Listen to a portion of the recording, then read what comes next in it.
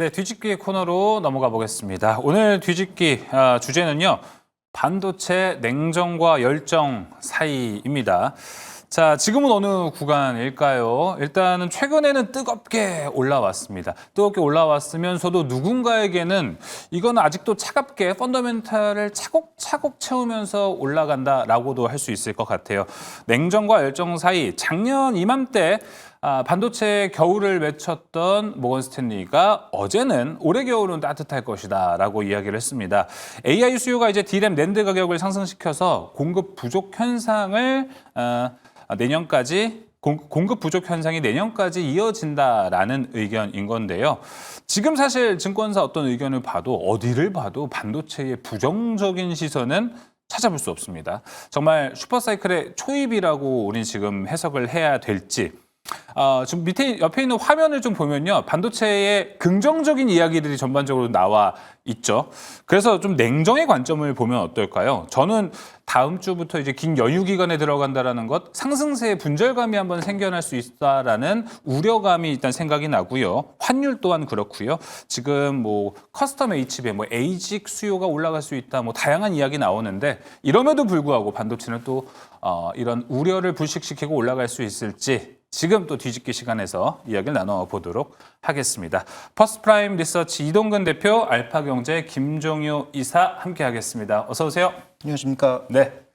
앞서 냉정과 열정 이 사이에서 이성을 찾아야 되는 건 맞는 것 같은데 이동근 대표님은 네. 지금 반도체를 보면은 냉정과 열정 어디에 좀 가깝다고 보세요? 지금 분위기는 조금 열정 쪽이 아무래도 가깝겠죠. 열정 상대적으로. 뜨겁게. 근데 이제 네. 그런데 이제 오늘 같은 경우는 조금 이제 조정이 나오거나 하는 종목들이 예. 많아지고 있고 지금 뭐 삼성전자 같은 경우도 오늘 장중에 8만 5천 원 돌파했다가 지금 조금 이제 상승세가 둔화가 되고 있단 말이죠. 결국 이런 흐름들은 이제 어떤 저는 속도 조절의 관점에서 봐야 될 것 같아요. 뭐 지금 뭐 계속해서 반도체에 대해서는 이제 환경이 긍정적으로 바뀌고 있다는 점에 저는 계속해서 포커스를 맞출 필요가 있다고 생각을 하고요. 그런 쪽에 있어서는 뭐 지금 반도체에 대해서 그러니까 뭐 이런 표현을 쓰면 뭐 적당한지 모르겠지만은 뭐 저한테 누군가가 해준 표현이에요. 어떤 분이든 그거 굉장히 마음에 들던데 물려도 반도체에 물려야 된다라는 얘기를 하시더라고요. 저는 거기에 굉장히 동감을 해요. 지금 사실 지금 시장에서. 그러니까 뭔가 결국 이제 타이밍의 문제인 것 같은데 뭐 오늘 조정 이렇게 조정이 나올 때 매수를 해야 될 수도 있는 거고 뭐 지금 앵커께서 말씀하신 대로 저도 이제 추석 연휴가 워낙 길기 때문에 그 이전까지 반도체 더 나아가서는 우리나라 증시가 조금 심심해질 가능성이 많아요. 네. 일단 뭐 조금 그 연휴 기간 동안에 어떤 공백이 불확실성이라든가 이런 공백이 들기 예. 때문에 결국 또 이제 그런 부분들을 지금 이제 항상 이렇게 뭐 어떤 업종이 오르거나 할 때는 보면은 이제 그런 현상들이 나타나요. 못 가지고 계신 분들이 상당히 좀 이제 좀 안타까워 하시죠. 그리고 이제 빨리 좀 사고 싶어 하시는데 지금은 조금 그런 부분에 있어서는 냉정해질 필요가 있는 거예요. 그러니까 왜냐하면 이제 지금 이런 그 연휴를 앞두고 뭔가 시장에서 기회가 나올 수 있을 가능성이 많아요. 사실 이제 어제 뭐 미국장 좋았는데 우리장 오늘 그거보다 안 좋거든요, 사실. 네. 이런 것만 놓고 보더라도 상대적으로 봤을 때 이렇게 오히려 조금 이제 그 한 발짝 뒤로 물러서서 지금 매수의 기회가 올 수가 있다라는 점에 조금 더 지금은 집중하면서 대응할 필요도 있다. 이런 말씀을 드리겠습니다. 알겠습니다. 자, 그렇다면 김종효 교수님은 냉정과 열정, 뭐 열정 사이에서 냉정을 잘 찾는 게 가장 중요한 포인트가 될 것 같은데 이사님 생각은 어떠세요? 네, 일단 뭐 저는 한마디로 말씀드리면 지금은 기호지세다. 기호지세? 네, 상반기가 조정원에서 내려오면 안 됐던 시기였던 것처럼 지금은 반도체에서 내려오면 안 된다라는 거죠. 물론 그 지금 신규 진입을 하시는 분들은 그 진입 시기를 조금 조율해야 되는 부분은 당연히 있겠지만 네. 지금 잘 살펴보시면 반도체 중에 안 좋은 게 아무것도 없지 않습니까? 그렇죠. 그러니까 TSMC가 하는 빈메모리가 나쁠 리가 없고 그다음에 HBM은 뭐 당연히 좋은 상황인 거고 그다음에 지금 DDR4 가격이 급등하기 시작하면서 멈추려고 했던 DDR4의 생산도 계속 이어가는 그런 상황이고요. 지금 낸드까지 폭발해버리는 바람에 그러면 반도체를 소위 하고 있다는 업체들의 지금 실적이 나빠질 수 있는 게 단 하나도 없다는 거죠. 그다음에 지금 플래시가 올라가고 있는 이유는 뭐 HBF라고 하는 서사를 만들어내기도 하지만 그건 좀 미래 얘기고 지금 당장은 서버 안에 집어넣을 하드가 없다. 하드의 리드 타임이 너무 길어졌다. 그러다 보니까 여기에 플래시 메모리를 이 하나의 메모리로 합쳐서 집어넣기, SSD로 집어넣기 시작하면서 지금 플래시 가격이 뛰는 거거든요. 그러니까 업계 5위가 시장에 자신감 있게 먼저 10%의 가격을 올린 거고 상위 업체들도 이제 올리는 방향으로 가고 있는 거죠. 그러니까 지금 단기적으로 말씀해 주셨다시피 조금 흥분해서 맞아요. 조정을 받을 가능성은 뭐 종목별로 당연히 있다라고 보여지는데 거기다가 이제 공교롭게도 또 일정상 오늘 저녁에 마이크론의 실적이 발표되니까 그렇죠. 네, 그게 또 하나의 변곡점이 될 수 있다라는 점에서 약간의 뭐 포지션 축소 뭐 이 정도는 되겠지만 여기서는 속도 조절이라고 봐야지 끝났다라고 보기에는 아직 뭐 기간도 너무 짧고 해당 시장의 움직임도 여전히 견조하게 움직이고 있는 상황입니다. 그래서 뭐 너무 뒤늦게 계속 반도체 나쁘게 얘기했던 모건 스탠리가 갑자기 돌아서니까 이게 오히려 좀 불안하긴 한데. 아 그래요? 네. 오히려 근데 돌아섰다는 걸 왜 불안해요? 오히려 태세 전환을 해서 이제 저 반도체 좋구나라고 생각을 할 수 있지 않아요? 그러니까 작년에 헛발질 했던 사람이 또 돌아서기 시작하면 이것도 헛발질 아닌가 싶은 그런 그런 우려도 부분에서. 있는데 어쨌든 지금 뭐 각각의 시장이 워낙 좋은 만큼 저는 뭐 크게 우려할 필요는 없다라고 보고 있고 핵심 종목들에 대한 긍정적 관점은 조금 더 이어나가야 되는 시점이라고 보고 있고 주요 증권사에서 나타나고 있는 지금 메모리의 고점은 내년 3분기 정도라고 그러니까요. 얘기하고 있거든요. 네. 그러면 뭐 내년 3분기가 진짜로 고점이라면 주가 고점은 뭐 우리가 주가의 선행성을 고려한다고 하더라도 내년 1분기 정도라고 봐야 6개월 되는데 땡기니까.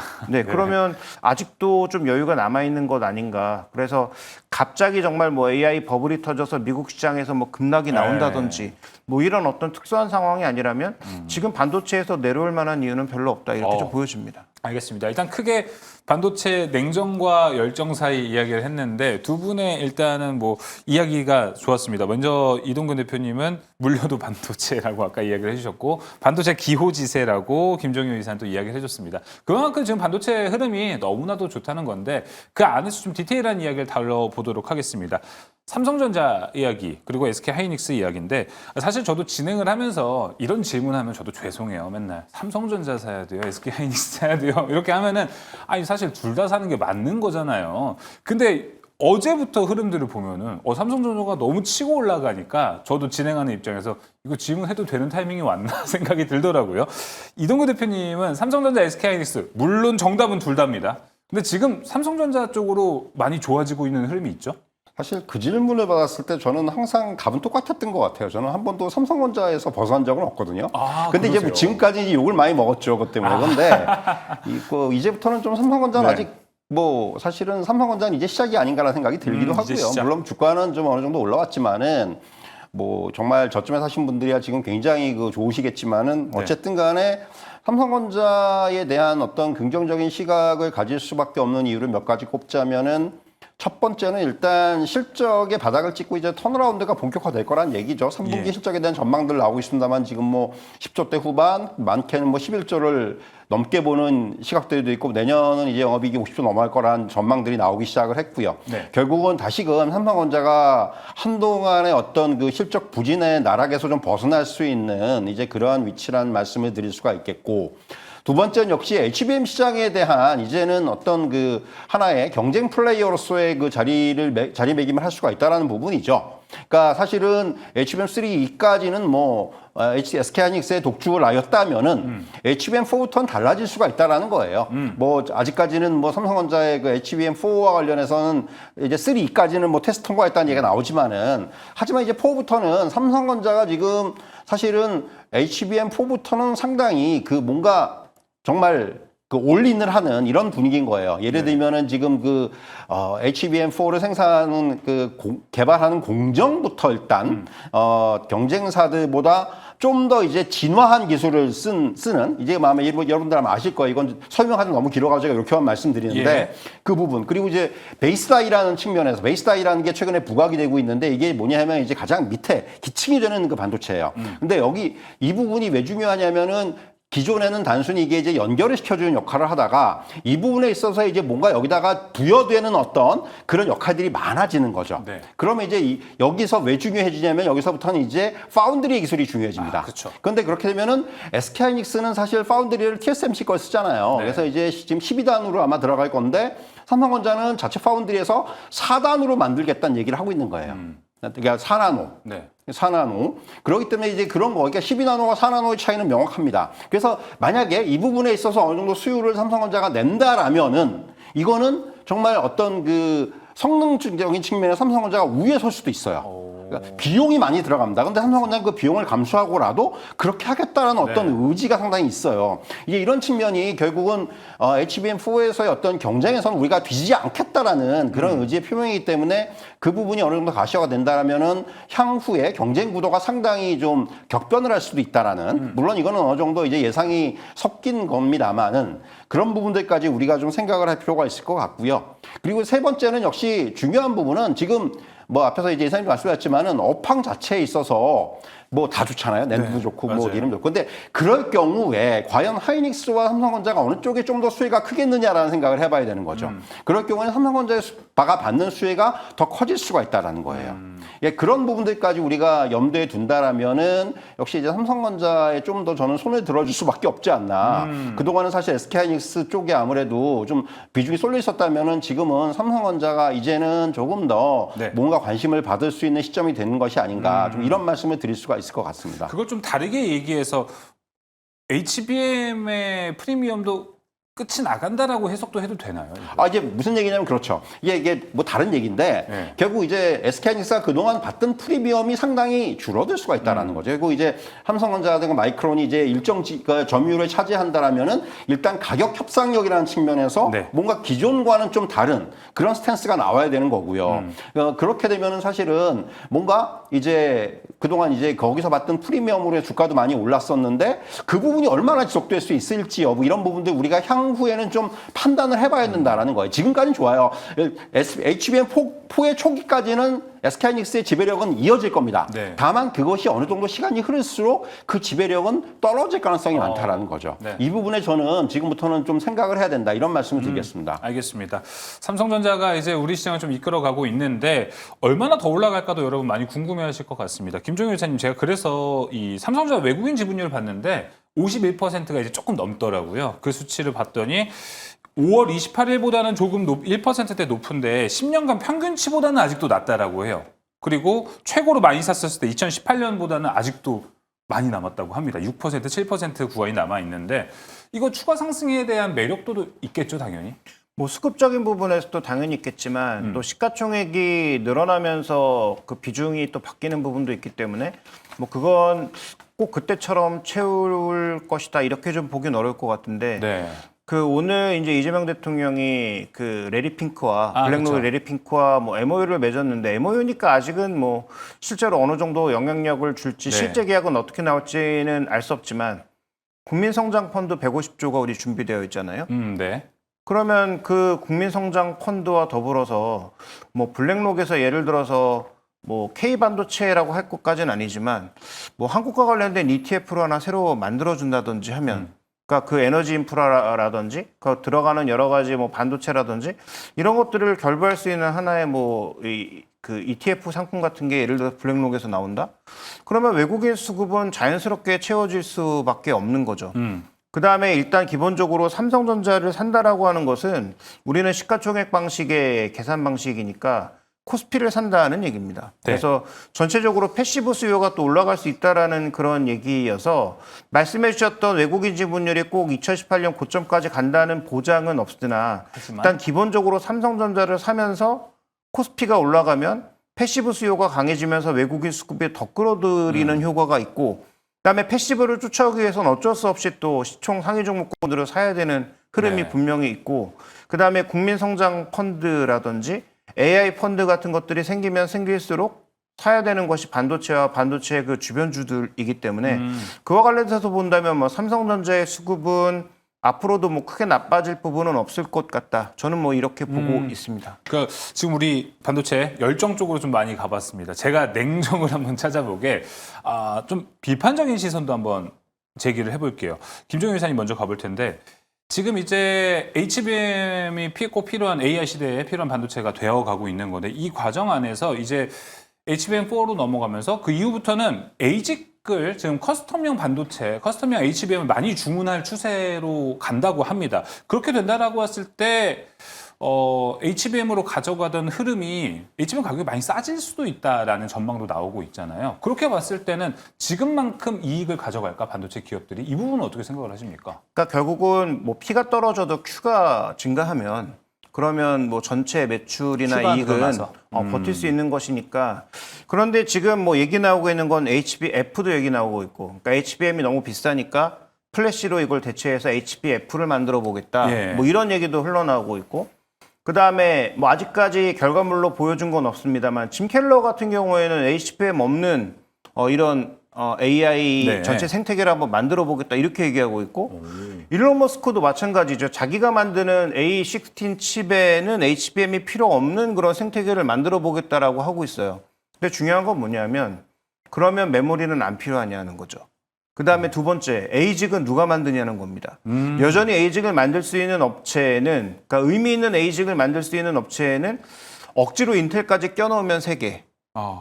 잘 못하고 있는 3나노도 못해서 지금 TSMC에게 전량을 수주하고 있는 인텔이 지금 개발하고 있는 게 1.8나노인데 이건 뭘 할 수 있다고 치고 근데 1.8나노 개발해봐야 TSMC 2나노도 안 될 거다라는 얘기가 나오고 있는데 어쨌든 그렇다고 쳐도 상위 3개 업체가 다라는 거죠.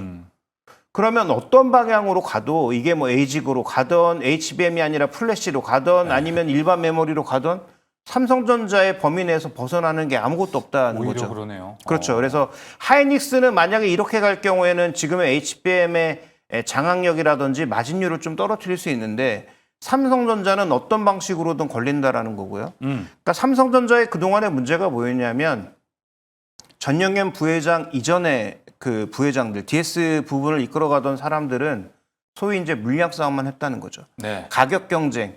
먼저 선점해서 가격 경쟁을 통해서 상대방을 죽이는 그런 전략을 쓰다가 HBM을 개발한 하이닉스에게 완전히 밟히는 그런 뭐 굴욕을 맛보게 된 거죠. 퀄리티에서 밀리고. 네, 그렇죠. 근데 이번에 전영현 부회장 같은 경우에는 나 집에 가도 된다.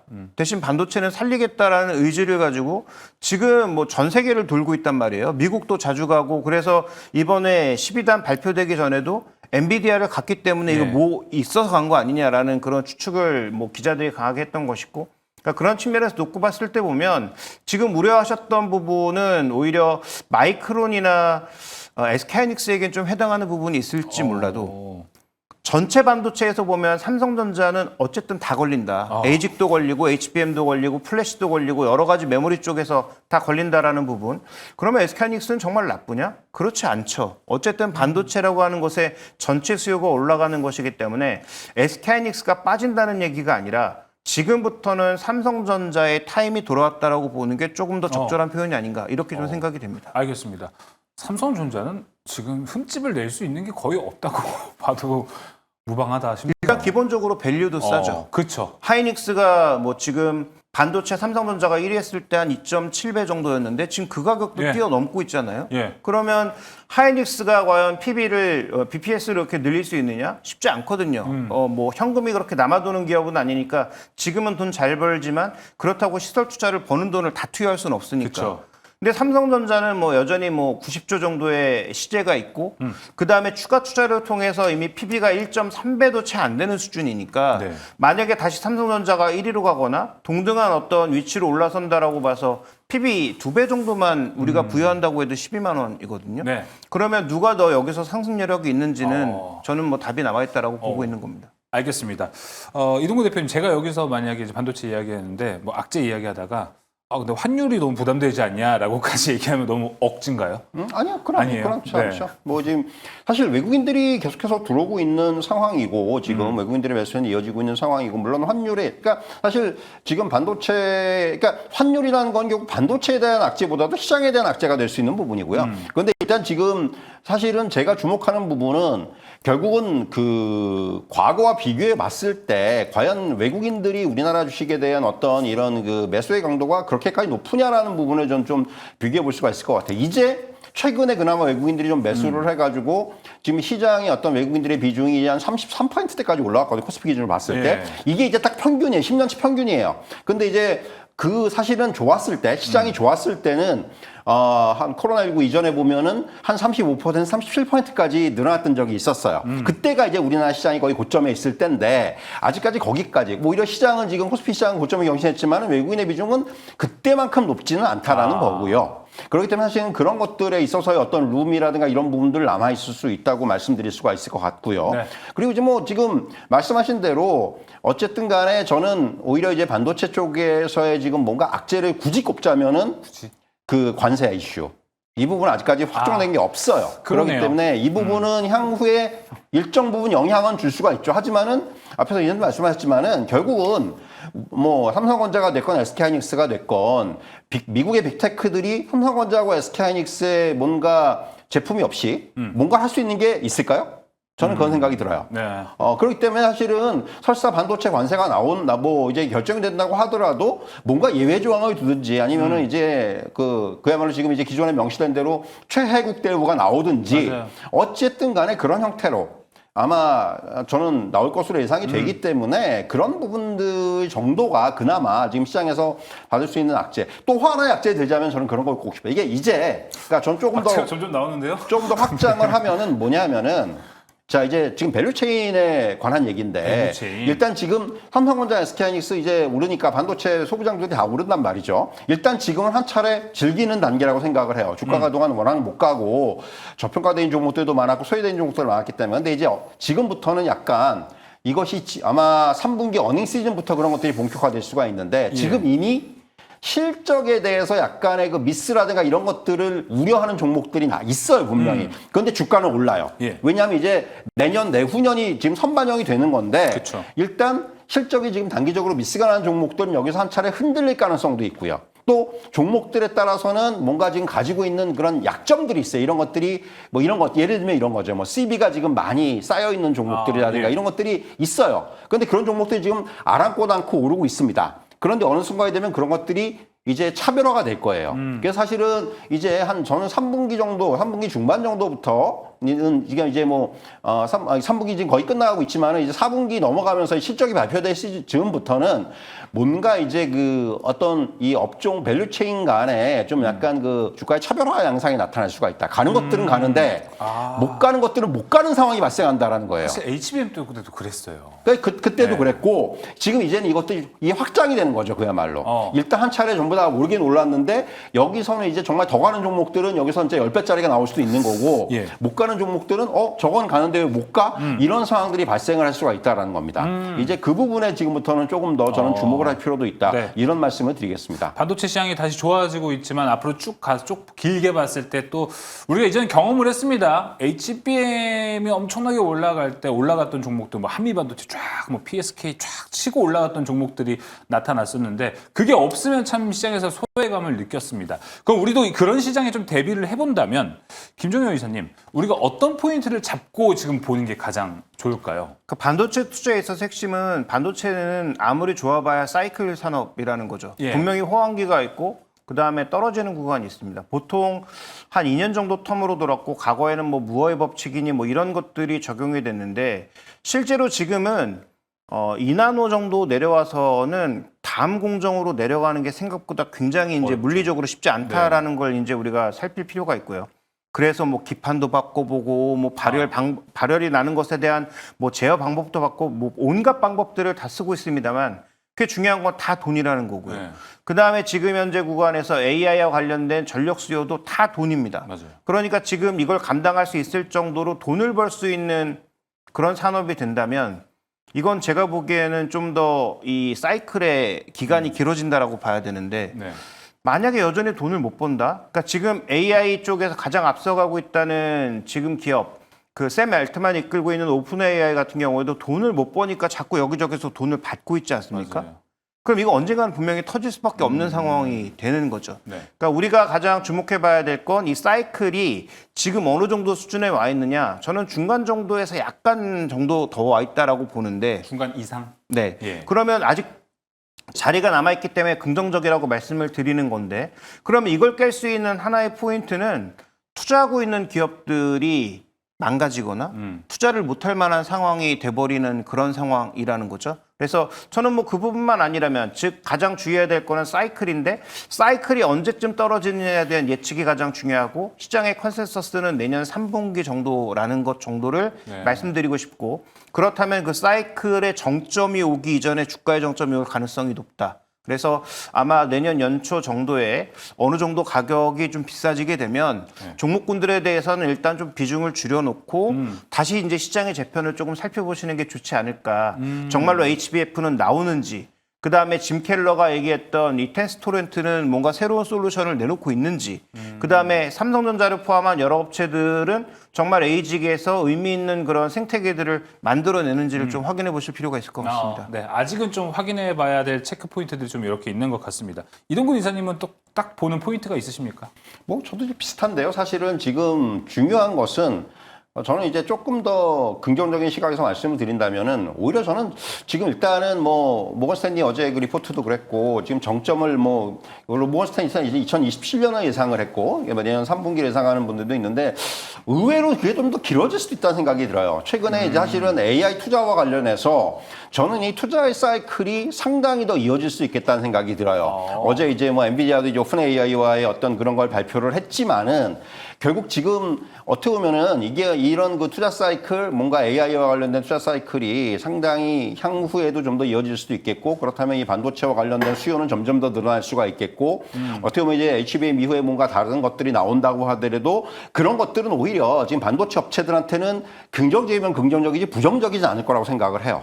그렇기 때문에 이제 그런 부분들을 종합을 한다라면은 사실은 이 사이클 자체가 생각보다 더 길어질 수도 있겠다는 생각도 들고요. 그러니까 뭐 그런 부분들까지 감안한다면은 뭐 반도체 업종에 대해서 이제 이익 전망이라든가 이런 부분에 있어서 뭐 내년에 삼성전자가 이제 50조 이익이 나온다 뭐 이런 얘기가 나오고 있지만은 과연 그것이 정점인가는 좀 이제 우리가 확인을 하면서 대응을 할 필요도 있다. 네. 이런 말씀을 드릴 수가 있을 것 같고요. 네. 그래서 지금 이제 뭐 반도체와 관련해서 가장 저도 포인트로 봐야 되는 거는 역시 이제 투자 그리고 이사님 말씀하신 사이클 이런 부분을 가장 좀 중점적으로 봐야 되는데 저는 조금 더 긍정적인 시각을 가지고 있다 네. 이렇게 말씀드리겠습니다. 알겠습니다. 오늘 뭐 반도체 업황에 대해서 냉정과 열정 사이라는 주제를 가지고 이야기를 해봤습니다. 열정이 뜨겁습니다. 하지만 시장은 또 냉정하게 바라봐야 되는 것도 있는데 전반적으로 우리는 오늘 긍정적인 비율을 많이 들었기 때문에 반도체 투자하실 때 이 부분 잘 체크해 주시면 좋을 것 같습니다. 자, 오늘 시간 여기서 마무리해 보도록 하겠습니다. 퍼스트 프라임 리서치 이동근 대표, 알파경제 김종효 이사와 함께 했습니다. 오늘 말씀 고맙습니다.